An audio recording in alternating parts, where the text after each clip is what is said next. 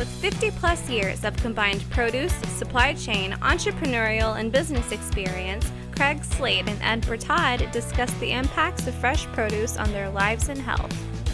This podcast is a casual conversation between two friends just trying to get better. This is the Fresh CrEd. And we're back. Oh, that's so much better. I love that. Right, go ahead, take over, Craig. Did you feel the energy with that, huh? I just wanted Not to say quite it. Good Morning Vietnam. No. Yeah. Good. No. Oh, No. that's what you should do. Well, Can you do that? Can you No, go there'll be Robin another Williams? break. Okay, No, we're there'll be going another break. I'm trying to Actually, save my coming out. We're voice. coming We'll out. wait for the last segment. All right. We'll just really get crazy. All right. Well, we are now, kind of going through the day. I just took a walk around the floor. Oh, my goodness. You can hear it coming out, but until you actually get in there and feel the number of people, and literally the aisles are packed. There are people everywhere. It's crazy, right? It is busy. It's fun. It's great to be back in person. I miss all this. 20 years in the business, you and I, Yeah. all of us have been together in this. And the last 2.5 years, I think we've all missed this at the end of the day because it's packed in here. Everything is fantastic. Lots of booth traffic, and it's great. It's everything expected. Before we get too far, right? I mean, I know just about everybody knows you, but just for those people that don't know, the young man that's joining us today, Mr. Bret Johnson, coming into us from Phoenix, Arizona. Now, that's not your native hometown, is that correct? No, I was born here. That's right. You I'm are a a Texan. Tejano. Yes. Well, maybe not Tejano, but a Texan. I am He'll a get Tejano if he wants to. Yeah, all born right. Cowboy fan. Yeah. Love your Cowboys. Pretty lost me. Yeah. Well, I'm not even sure. Hank, are you still a Houston guy? Yeah. Are you? Do they still have a team, or do they sell it Yeah, again? they still have a team. Okay, good. They All right, sold move it to on. the Cardinals, J.J. Watt. Right there. This is true. All right. Let's not digress. Rabbit hole sports. But we love to digress. That's what we do best. Yeah. So no, Bret Johnson is here to join us today. Limoneira is one of our sponsors. We thank you guys very much. I mean, none of this is possible. The show, this show here, us all being together and live in person is not possible without sponsors. So first and foremost, thank you very much for your sponsorship and being part of this podcast as well. All right, this is a great podcast. We're excited to be here with Viva Fresh to you guys and do a great job, and we're excited. We're always happy to be inside the produce arena and with all of our produce friends out here. So, and Bret and I go back. The three of us all have a connection industry-wide. I mean, not just the fact, hey, we're all in the produce business, but we've all shared some time at IFCO Systems, hustling the RPC business. And Bret now in the more citrus space, right? Citrus space, right? Would be it's Limoneira, so obviously lemons are a big part of what they do. But myself, obviously, in the dry veg, and Mr. Bret still in the IFCO space. But Bret, for you guys, global organization. I mean, Mr. Worldwide. What all are you guys up to in the lemon or in the citrus space? What kind of things you guys doing? How are you changing the world of citrus? So we've always grown. Most people don't know lemons and Limoneira is kind of one-on-one, but we actually have always grown navels, mandarins, caracaras, all sorts of citrus. We're also one of the largest California avocado growers as well. What? Yeah, it's what most people don't know. So, we're starting to pack our own mandarins now with our partners Wildman and Elliott. So mandarins and navels and caracaras and bloods. So that's fun. We're getting out of just selling the lemons and selling more of the overall citrus game. But lemons are obviously our number one. Always will be. And then we're changing the world through technology and sustainability and social responsibility. That's the main focus of our company right now, is taking care of the land, taking care of the people, and taking care of our customers as well. So Right. that's a huge deal to us at Limoneira, for it's how you farm for 130 years at the end of the day. I'm ashamed to not know that y'all have that kind of variety. Yeah. Well, I'm not ashamed, but You're not ashamed? yeah, never. Okay. All the things super interesting. all the things I've done in my life to be ashamed. Well, the one thing no one knows about, we actually own a grape vineyard for wine too. Wow. Hey now. We have 700 acres in Paso Robles that we grow on. And we don't make wine. We sell it to all the winemakers like Justin and those guys. But we do have a large ranch of 1,000-acre ranch in Paso Robles. We actually grow wine grapes on. So, are you at liberty to say what your favorite item product is? Oh, wine by far. Okay. That was easy. Well, and I'm wondering, I make my own wine. So could you help a brother out, get me a few grapes? I don't think he wants his grapes in your bathtub. You don't think so? No. 4K. Because that's not a good way. That's not a good ending for them. Oh my God! So you talked a little bit about sustainability and the housing and some of the different things. Yeah, so we there's the housing piece has always been a part of Limoneira since the beginning, because Ventura, Santa Paula is not an easy ride when you have horse and buggy. It's a full day and a half north of Los Angeles, and Right. so we've always housed workers. Our main offices were the original bunkhouses. That's spread over the years and built up, shrank down, built back up. But we have about 300 homes in the area, all low rent to no rent for employees, families to come in. There's people that have literally grown up on the ranch and, been a part of Limoneira their whole life. Parents have worked there, siblings, everybody. And it's a great aspect. I remember my first week I was out to dinner with Harold and Mark at a local restaurant. And the chef came to me, or we were ordering dessert, and the chef comes out, and Mark was wearing a limo shirt, looked similar to this. And he came out, he's about 24, 25 years old, and he says, I just want to thank you guys. And he didn't know he was talking to the CEO and the CFO. Oh, wow. Time, right? So he just thought we were Limoneira employees. He goes, you guys provided a home for my family. My parents worked for Limoneira. We grew up in the home. We just finally moved off, and you guys gave me a scholarship to go be a chef, and now I'm the head chef at this really nice restaurant in Oxnard. No way. That was my first week there. Oh, wow. That's cool. So I was like, that is what you do this for, right? To see, and I run into people from other companies that are in the Oxnard. Obviously, there's a big produce area, Oxnard and Ventura area, that like, oh yeah, I grew up on property and it was fantastic, and how much they treated our family and how they treat our family. And that's the kind of company at the end of the day that you want to work for a long time and retire. And it was really cool to see that. And so I was just like, that is awesome. That's employee housing. Doing that for your employees is a big piece of That's awesome. good history. You know what else I learned from that I really liked? What's that? Limo is a lot easier to say than Limoneira. Limoneira, yeah. So I might Limo have it is. I might have a better chance of spelling it regularly as well. I think I've spelled it every way but the right way several times. So Yeah, You get a pass. Sorry. I shortened it to Limo. It makes Limo, I like Limo too. I think I'm going to go with that going in the future. So you mentioned some buggies and horses and stuff like that, and I'm pretty sure people aren't getting that way from LA there now. So I'm just curious, has Limo been around for a while? 1893 was when the family started growing. Dang it! So 127 years, 128 years now. Wow. And they've been growing in that Santa Paula Valley for the whole time. Started with lemons. What was their first crop? I'm pretty sure it was lemons. Yeah. I would have to probably double check with Alex Teague. And so Teague and the Edwards families were some of those first families that have been growing for multiple generations inside the Santa Paula Valley, both involved in the company. And I don't know, Ed, did you know, are you familiar with Quiz time. global footprint that they have? And are you familiar with these guys? Y'all went public back in 2012? 2010, I think. 2010 was it? So publicly traded, it's a produce I have company. a feeling you're going to tell me.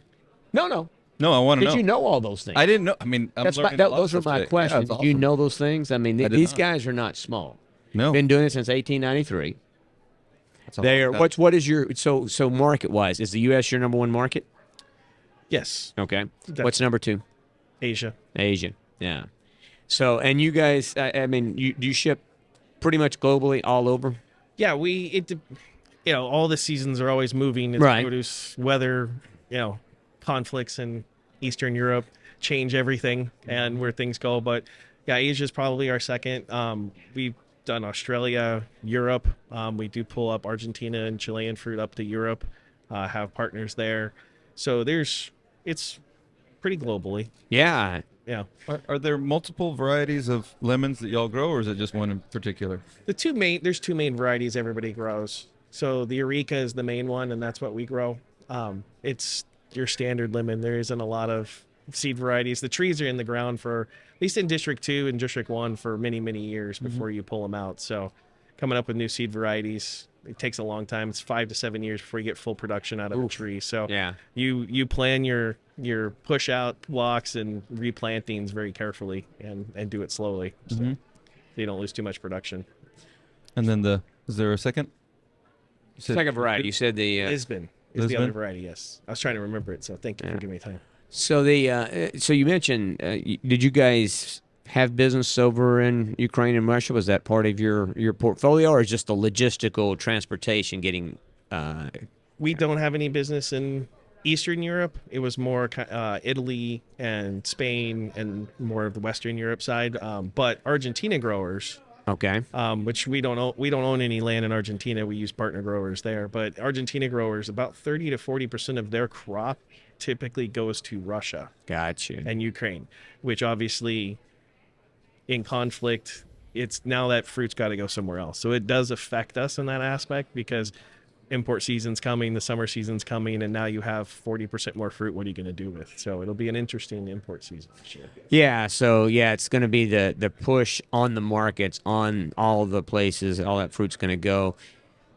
And yeah, that's crazy. And so those folks that are in those countries really will be without that food. Ukraine you can sell to, but I don't know if U.S. does not want you selling Doing anything to Russia, yeah, for sure. and you don't want to be tied to it either. Yeah, and I understand that for sure. And then what about you talk? I mean, trees in California. A lot of your orchards are there. Orchards, right? Is that yeah? Water. Always an issue. Yeah.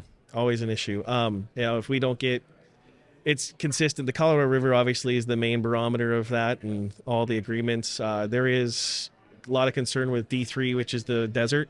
Okay. Yuma, Cadiz, Coachella, and getting water there. There's a lot of growers pushing out crops there of trees to try to go to less water usage. Most of our farms or our orchards are all drip line.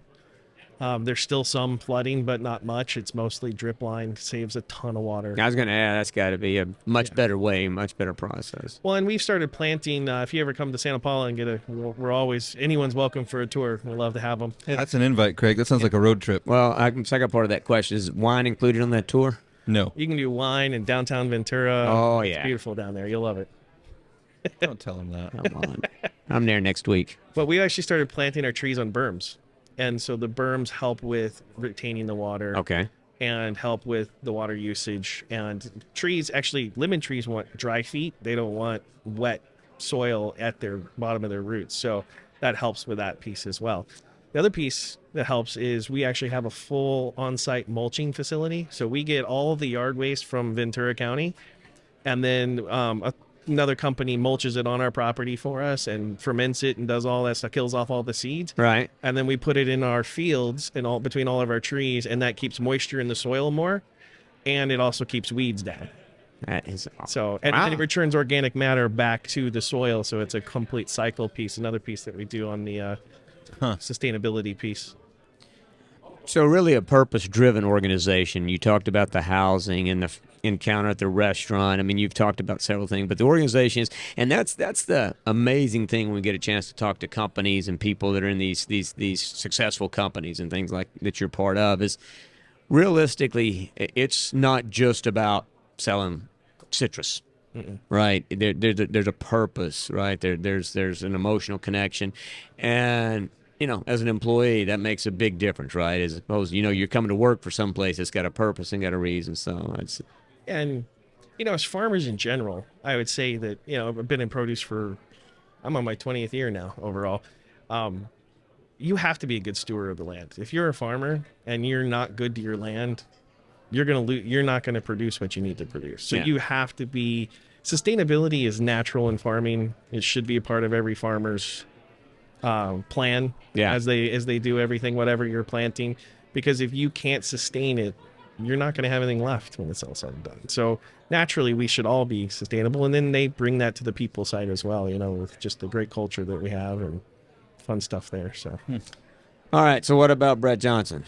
Where's your passion? I mean, I know you're passionate about produce, but what inspires you?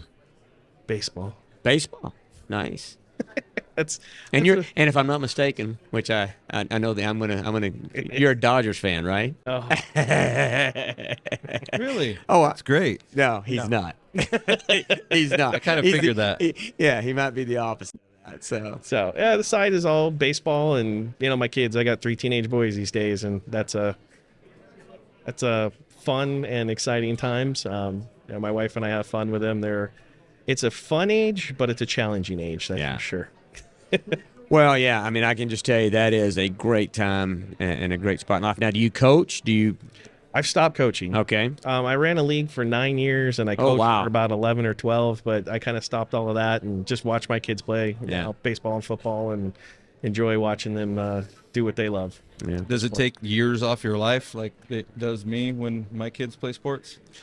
I've learned over time to sit back, and I usually have a 32-ounce Yeti holds 2 Coors Lights.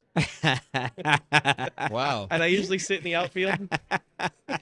Talk about full disclosure. Hey. Yeah. So nobody at the ballpark that's listening, go check Bret's drink the next time he's at the Little League game. So true story. So my son played competitive soccer, and one of the dads, he enjoyed a cold beverage. He didn't do the Yeti. He had a magnet Coca-Cola thing. Mm-hmm.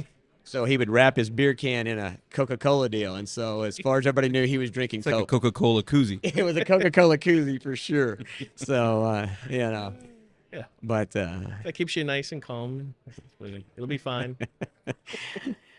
Well, hey, so, I know you got a booth to run, lots of customers to speak with, but we do want to, anything, from that we haven't covered in the Limoneira space or in your space or whatever. Up and coming, next show, where people can find you. Yeah.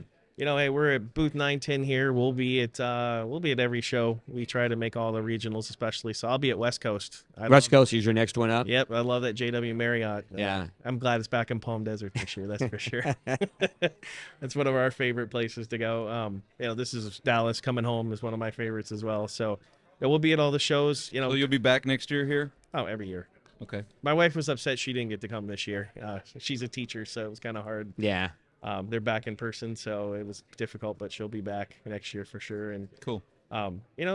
We're here to sell citrus, do the right thing for our people, the right thing for our customers, and right thing for the industry. So we're always willing to host tours and talk about whatever is next on the list. Can't go wrong. Indeed. Well, Bret, we sure appreciate your time, Yep. bud. Thank you so much for coming out. Yeah, and thank you for the sponsorship for sure. Bret. All right. Appreciate it. All right, take it. Tell John I said hello, by the way.